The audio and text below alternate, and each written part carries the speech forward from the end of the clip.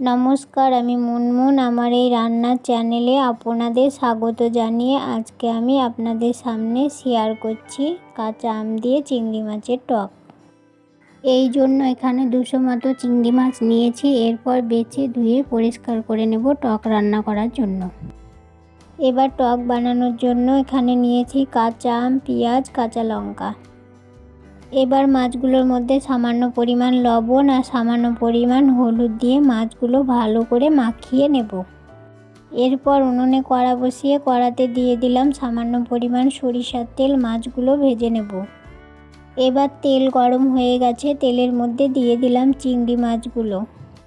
আপনারা অনেকে অনেক রকম টক বানিয়ে খেয়ে দেখেছেন। এইভাবে কাঁচা আম দিয়ে যে কোনো মাছের টক বানিয়ে খেয়ে দেখুন, খেতে দারুণ হবে।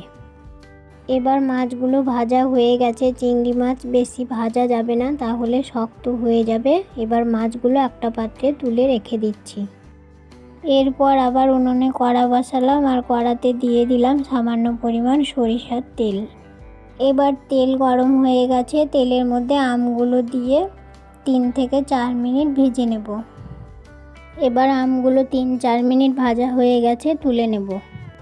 কড়াতে তেল আছে, টক করতে বেশি তেল লাগবে না, সেই জন্যই তেলের মধ্যে দিয়ে দিলাম ফোড়ন, পেঁয়াজ কুচি, কাঁচা লঙ্কা। এগুলো 4 থেকে 5 মিনিট নাড়াচাড়া করে ভেজে নেব। এবার পেঁয়াজগুলো ভাজা হয়ে গেছে, এর মধ্যে দিয়ে দিচ্ছি ভেজে রাখা আমগুলো আর এতে দিচ্ছি সামান্য পরিমাণ লবণ আর সামান্য পরিমাণ হলুদ। এগুলো দেওয়ার পর নাড়াচাড়া করে মিশিয়ে নেব।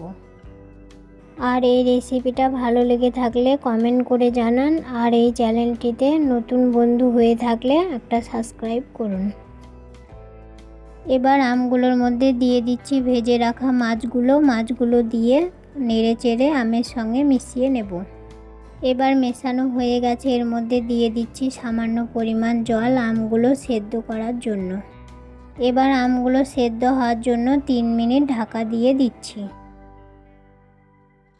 এবার 3 মিনিট হয়ে গেছে। 3 মিনিট পর ঢাকা খুলে দেখলাম আমগুলো সেদ্ধ হয়ে গেছে। আর একবার নাড়াচাড়া করে খুন্তি করে আমগুলো গলিয়ে নেব। এবার টক হয়ে গেছে, নামানোর আগে এর মধ্যে দিয়ে দিচ্ছি সামান্য একটু চিনি। আপনারা চিনি পছন্দ না করলে দেবেন না।